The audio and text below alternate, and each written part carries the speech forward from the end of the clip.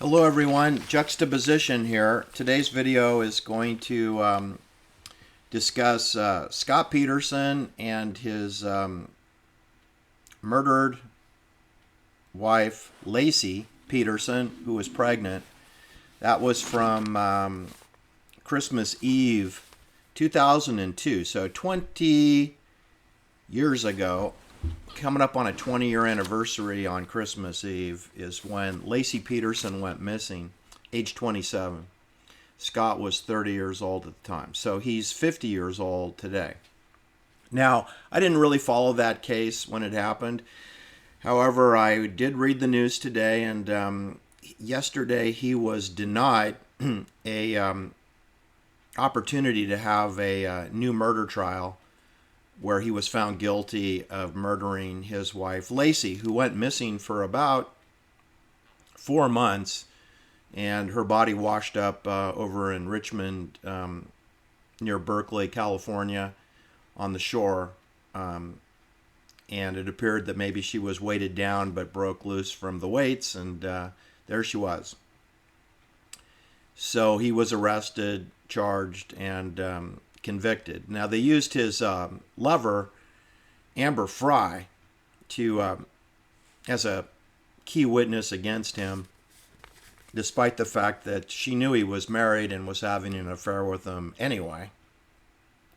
So whenever a witness is cooperative with the police and or will agree to wear a wire, which I think Amber French Fry did, that's code for they threatened to charge her as accessory to kidnapping or murder, because it went on for 4 months where there was no body, right? So they didn't arrest Scott Peterson until after his wife's body washed up onto the rocky shore over there by El Cerrito near, what's it called? Bay Meadows, I think it's the racetrack. There's a horse racing facility over there. And there she was. So I didn't follow that case. I didn't think too much about it. I just assumed that the police did their work and that it wasn't that complicated. It didn't sound like, Scott was, didn't appear really good on television in the interviews that he did. So it was easy to not like him. Now, I've since then, spent time over at YouTube, Google, and I've read posts when they used to allow comments to be posted, and of course I am a world-class expert on the Sharon Tate, Abigail Folger, Lena LaBianca bayonet murders. NATO soldiers did those murders, and you'll notice that I'm the only person who says that. I'm it. You're looking at him right here, and it's not a complicated crime at all. It's, a blind person can see, but COVID has shown me that people are dumber than a box of rocks, and so they can't see this. Okay, they're afraid of a coronavirus, which is the common cold, despite the fact that none of their neighbors have fallen dead on the sidewalk. So then they rush out to get an experimental jab, whereupon people are sick, having heart attacks, and actually dying. Okay, I know 4 that are dead, and about 18 that are disabled in some capacity, taking medication, corticosteroids, and are very unhappy. They were very athletic, active people, and now they're very much on the couch. So I call that some kind of psychosis, right? Where people are incapable of critical thought, and they're waiting to be told what to do by the cable television networks or your military weapon, which people think is a cell phone. No, it's not. It just sends you the commands, right? It's the commands, the secret commands. It's waiting for your next command. We follow orders or people die. But as we learned from my last video, when you follow orders, sometimes you get killed too. So you can get killed following orders. So I prefer just to think for yourself. I think for myself. I'm not going to follow any orders, all right? I'm non-compliant, deliberately on purpose. So this Scott Peterson story triggered me because it brought into the storyline Amber Frey. Amber Frey, who today is 47 years old. Scott Peterson is 50. So I read through the story and I realized that Scott he was at San Quentin. They transferred him up to Mule Creek up in Ione near Sacramento way. Not too far from the Aerojet facility where they've polluted all that land up there. That's why they put a state prison there, right? That's why they let you have motorcycle racing there. I always wondered why they allowed me to race motorcycles in Prairie City. It's because they can't build condos there, because Aerojet, which built the Saturn rockets, and Rocketdyne, Aerojet helped design the fuel and the rockets, and then they tested them up on that property, and then they polluted the heck out of it. So it's perfect for racing motorcycles and family picnics. Otherwise, it's unsuitable for residential housing. Anyway, it's perfect for having a California state prison called Mule Creek. Now, Mule Creek's like about 10 miles from that location, so it's not right on the Rocketdyne property, but it's not far. You could ride your bicycle over there in about 30 minutes or less. So, what I'm telling you is that struck a nerve with me, because everything with my videos, if you realize that the universities are the same, okay, Princeton comes up, Georgetown University in the swamp, Washington, D.C., that comes up a lot. That's where Paul Pelosi graduated. That's where Aaron Valente graduated from the School of Economics at Georgetown, and then later got murdered on Sandhill Road at 2500 Sandhill Road, in the same parking lot that Doug Leone, who brought you FTX, the guy who capitalized FTX, the crypto fraudster, who was funded. Sam Bankman Freed, renamed Fried. Amber Frey. Does anyone see the irony here? Amber Frey testifies for the prosecution against Scott Peterson to convict him of the murder of his pregnant wife. You know, everyone gets really upset because Sharon Tate was pregnant when she was bayoneted 16 times by an M7 bayonet, which was presented in the media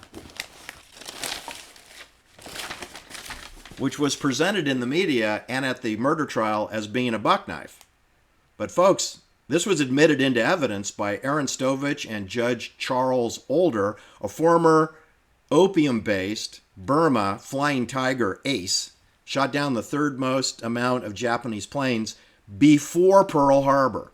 The judge that was killing Japanese pilots before Pearl Harbor allowed a buck knife, which is a single-edged weapon, not used in the murder case of Sharon Tate, not used, and he allowed this into evidence despite the fact that the forensics do not match the M7, which is double-edged and it's 22 millimeters wide. This is 28 millimeters wide. Does not comport, does not match the wound patterns in the 5 victims at that property, and or count the 2 victims over at Lino and Rosemary LaBianca at his mother's home, where they were temporarily staying until they closed their real estate purchase of a horse ranch in San Diego County, 2 hours south. It's the only reason that they were in that house, which is completely surrounded by CIA houses. Just like the Sharon Tate murder scene has 10 houses in a donut fashion around that house, all controlled by the clandestine service, military intelligence. So they control the murder site and the perimeter, the entire perimeter, not counting the surveillance homes that are set back on Bel Air Road and on Summit Ridge Drive and some other tributaries like Bella and others, where they have cameras and telescopes and infrared equipment. So what I'm trying to tell you is, when I see an article that Scott Peterson is denied a new trial, which was on the basis of one of the jurors of his murder trial lied on her questionnaire, and fairly material lies.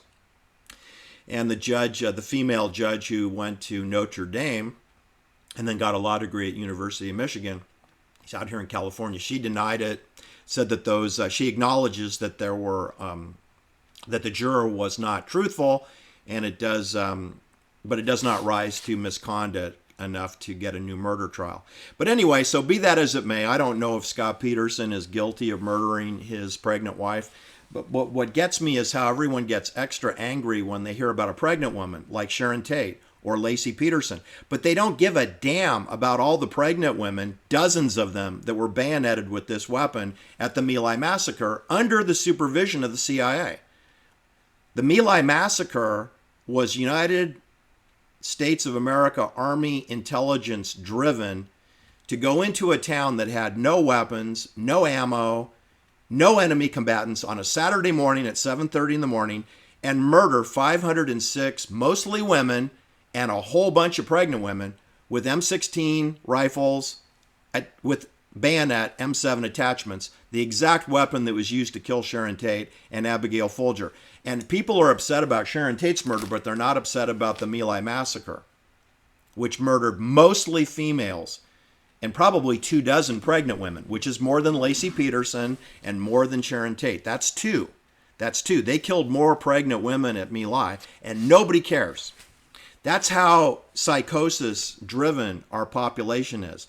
So the story continues that Amber Frey is relieved that Scott Peterson won't be getting a new trial. What does she care about? She's burned through 2 new men and has 2 children from 2 new relationships. And she knew he was married when she was sleeping with him. So I don't really understand the crocodile tears of Amber Frey, especially when she's standing next to, who's she standing next to? Gloria Allred. Gloria Allred? The little Jewish girl from Philadelphia, Pennsylvania? Not her real name?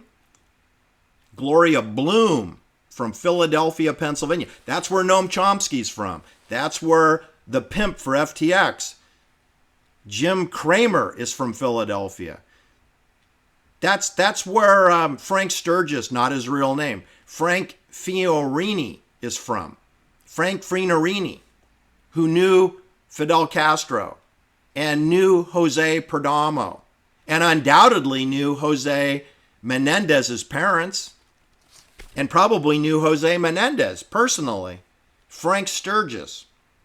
And my intel tells me that he's the one that pulled the trigger that blew John Kennedy's brains out onto the trunk of that Ford Lincoln Continental limousine that was parked on Elm Street like they're going to have a picnic.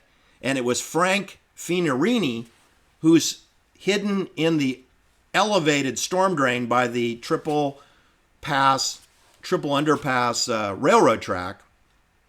Well, everybody's trying to focus on the 6th floor or the picket fence or where Abraham Zapruder is, a Ukrainian Jewish man. Everyone's focused on that, and you got the kill shots coming straight on. That way it won't hit Jackie Kennedy. They didn't want to kill Jackie Kennedy. In the same way that the CIA did not want to kill William Garrickson, age 19, and the 3 doggies at Cielo Drive. They wanted them kept alive, not for the general public, but for the insiders, so that all the Hollywood elites and that all the private bankers who live in these enclaves, streets with hedgerows with no sidewalks, who lives in places like that? Well, studio executives, corporate executives, bankers, private bankers, hedge fund managers, mutual fund managers. That's who lives in those enclaves. That's who the primary message was sent to, which is you follow orders or people die. Like this. And look how professional we are. We can come onto your property and we can kill the targets, 4 CIA operatives, Sharon Tate, Abigail Folger, Tom Coomer, who everyone thinks is Jay Sebring, but he's Thomas John Coomer, and then Wojtek Frykowski. And they did. They bayoneted those 4 people to death. They bayoneted 4 people to death. And they did not harm the 19-year-old boy. They undoubtedly had to chloroform him and put him to sleep for about 5 hours so that he doesn't really, he's very incoherent. And they gave him an expensive lawyer, Beverly Hills lawyer, as soon as he was arrested by the Los Angeles police, who conceivably, reasonably thought he could have been involved in the murder, because how could you not hear anything? I mean, all these people are murdered. within 150 feet from your bedroom, how could you not hear this? And the answer is, well, you have to be knocked out. Otherwise, yeah, you would hear it. So there's an explanation for everything, and the media isn't going to provide it, okay? And they're not going to provide the details regarding the Scott Peterson, Laci Peterson story, which I don't know that much about, other than they met in San Luis Obispo, actually at Morro Bay. Both of them were attending Cal Poly, San Luis Obispo, Cal State, California State University. And they're a 3-year difference in age. Laci is 3 years younger, and they dated, moved in together, got married, opened up a bar called The Shack in San Luis Obispo. It didn't really do well, so they packed up their truck and they moved to Modesto, closer to Laci's parents, who lived in Esalen, which is next door to Modesto near Stockton, California, Central Valley. It's about 3 hours distance from San Luis Obispo. And what I want to tell you is he took a job as a fertilizer salesman, and she took a job as an elementary school teacher. She's pregnant, and she went missing on Christmas Eve 2002 and was missing for 4 months until her body washed up on the shore near the Bay Meadows, I believe it's called, horse racing tracks over near Richmond, El Cerrito, near Berkeley. Berkeley, clandestine service, CIA Berkeley. That's where Laci Peterson's body washed up, is really close to the Berkeley Pier, which is a CIA pier. Yeah. Well, anyway, so in today's story involving Scott Peterson, she's standing next to Gloria Allred. Well, Gloria Allred is a CIA crisis actor who injects herself into CIA-related crimes, like O.J. Simpson. You would think that Gloria Allred really didn't have much to do with that, but she represented the Nicole Brown family during the spectacular media for a whole year. We had to listen to Gloria Allred flap her lips, in the same way we had to listen to Alan Dershowitz, who's a Yale law graduate lecturer at Harvard University, and we know those two universities graduate CIA operatives, like Oliver Stone, for example, although he didn't graduate. Oliver Stone attended Yale twice. The first time, somebody tapped him on the shoulder and said, you should go to Saigon, South Vietnam, and you should teach children to speak English. Well, what children? Oh, you mean the children of the CIA contractors who have offices on around the embassy in Saigon, now known as Ho Chi Minh City? You mean like the people that work at Brown and Root and Bechtel and who work for the CIA or the State Department, who have mistresses, who have had children, who then need to speak English? You mean like those kids? Yeah, that's what I mean. Or maybe Oliver Stone was sent to Bangkok, because we have a United States Embassy CIA office there, and they also have mistresses there, and they also produce children in Bangkok, and they all should learn to speak English. I know a lot about this, people, because I've had clients that work at big corporations here in the United States who came from Vietnam, who worked for the CIA, who worked in Operation Phoenix under William Colby, and worked for United States Army officers who graduated from West Point and came here and have $25 million homes in Tiburon, Marin County with a boat dock. And I figured, what the heck could you do to get a home like that? And the answer is, you got to be an important person for the government. Except, as we all know, following my videos, there's no government. There are banks who financed the government, which is the Wizard of Oz curtain that the banks hide behind. So they say, well, blame Sleepy Joe Biden.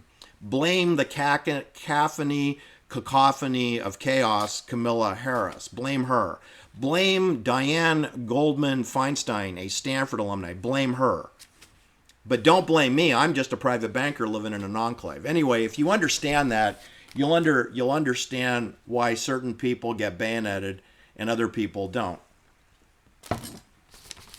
So, because Gloria Allred is in the Scott Peterson story representing Amber Frey, I'm going to now rethink the entire story of the Lacey Peterson and Scott Peterson. It's entirely possible that Scott Peterson was framed for murder, and he's possibly innocent. Because here's the problem. He's at Mule Creek. That's where Charles Watson is. Charles Watson is completely innocent of murder. He didn't murder Sharon Tate. He didn't murder Abigail Folger. He didn't murder anyone. They framed him. He was a good guy with sisters, and he loved women. He's not going to go around and bayonet women. And by the way, you do know they never found a murder weapon. They introduced props. This was not a murder weapon, but it was introduced as evidence in the murder trial of Charlie Manson, as was the Ronald Reagan alleged pistol, which was never tracked to Ronald Reagan, and the ballistics from the barrel did not match up with the bullets dug out of the 3 victims that took 7 bullets. So, in other words, weapons that were not used in the crime were used to convict the Manson family, which there was never a Manson family. And do you know there's no Charlie Manson either?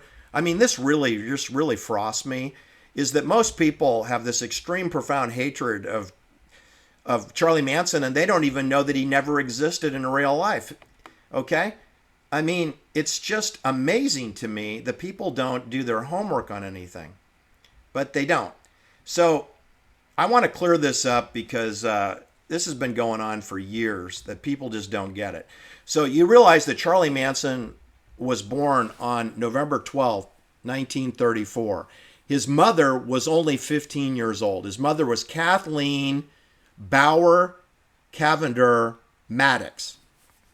Okay? And that was in Cincinnati, Ohio.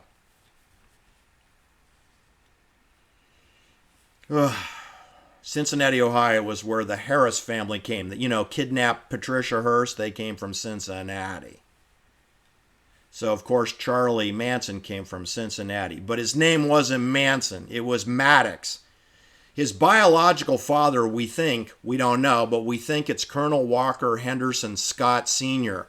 And the reason that we think that Charlie Manson's father is Colonel Walker Henderson Scott is because his mother, Catherine Bauer Cavender Maddox, filed a paternity lawsuit against Colonel Walker Henderson Scott for child support. So it would seem that she would know who the father was, right? So this is very weak, of course. We don't really know who Charlie Manson's father is, but what we think is that Kathleen Bauer Cavender Maddox, who gave birth to Charlie, she thinks the father is Colonel Walker Henderson Scott. Now, and then Charlie was raised in orphanages. He was not raised by Manson because this Catherine, 15 years old, 2 months before Charlie was born, she did marry a guy named Manson. So this is where you get this idea that his name is Charlie Manson.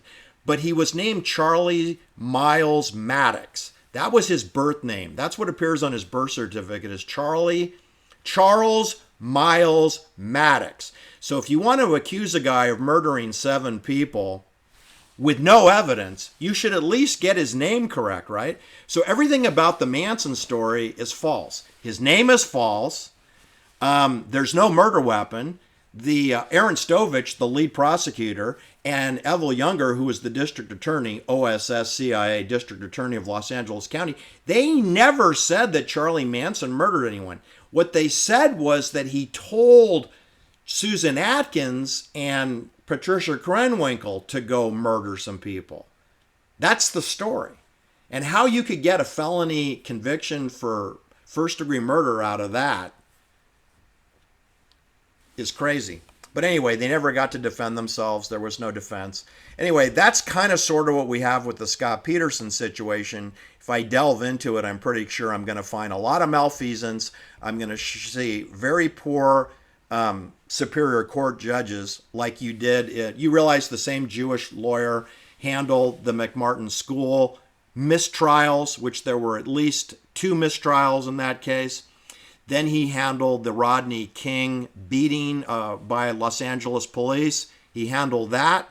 And he's a brand new judge. This is right out of the gate. In his early 40s, he's put in charge of the McMartin molestation case, which never gets any convictions whatsoever. That went on for 6 years. So you got the judge that can't get a conviction, right? And then he goes in charge of the Rodney King, which is acquittals, except for one police officer's a hung jury, and then the district attorney didn't pursue it. So basically nobody got convicted in the Rodney King beatings, just like nobody got convicted in the McMartin school scandal, although 2 of them stayed in prison for like several years, even though they were never convicted. Then who does the Sidney Weissman judge get assigned to? McMartin school, molestation, no conviction. Rodney King beating, no conviction, even though it's all videotaped.